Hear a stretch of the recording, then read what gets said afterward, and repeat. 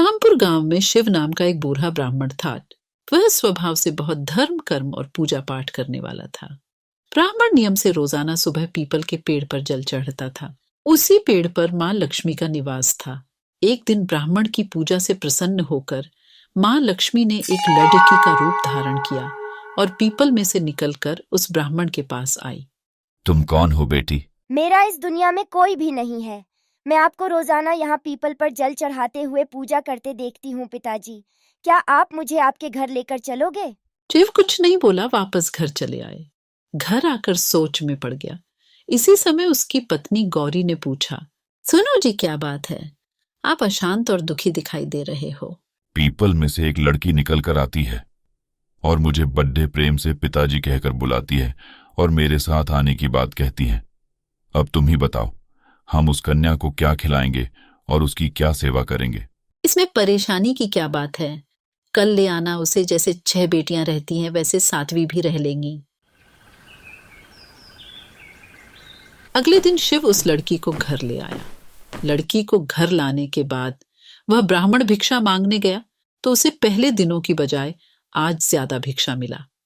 उसके बाद गौरी खाना बनाने के लिए जाने लगी। तब लड़की बोली, माँ, आज खाना मैं बनाऊंगी। तेरे हाथ जल जाएंगे बेटा, ना तू नहीं बनाएगी। पर लड़की नहीं मानी और वह रसोई में खाना बनाने चली गई। उसने तरह तरह के व्यंजन बनाए और उस दिन पूरे परिवार ने पेट भरकर खाना खाया। इससे पहले वह सब आधा पेट भूखे ही रहते थे। कुछ समय बाद तो गौरी का भाई आ गया और कहने लगा, बहन बहन, मुझे भूख लगी है, मैं तो खाना खाऊंगा। तब गौरी परेशान हो गई कि अब खाना कहाँ से आएगा। तब लड़की ने पूछा, माँ, क्या बात है?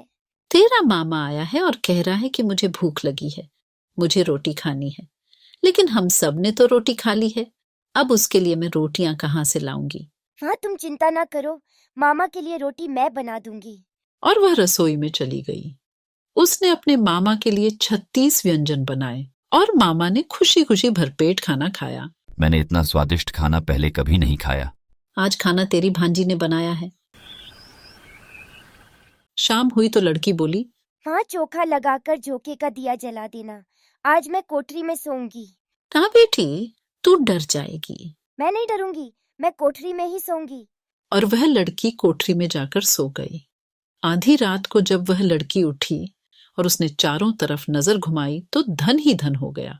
वह कोठरी धन से भर गई, अपने देवी रूप में आ गई और वहां से जाने लगी। तभी ब्राह्मण ने उन्हें आवाज लगाई, आप मेरे घर में एक कन्या के रूप में बेटी बनकर आई और मैं आपको पहचान भी नहीं सका। है लक्ष्मी माँ, हम पर कृपा करो। हे देवी लक्ष्मी, हमसे कोई भूल हुई हो तो हमें क्षमा कर देना।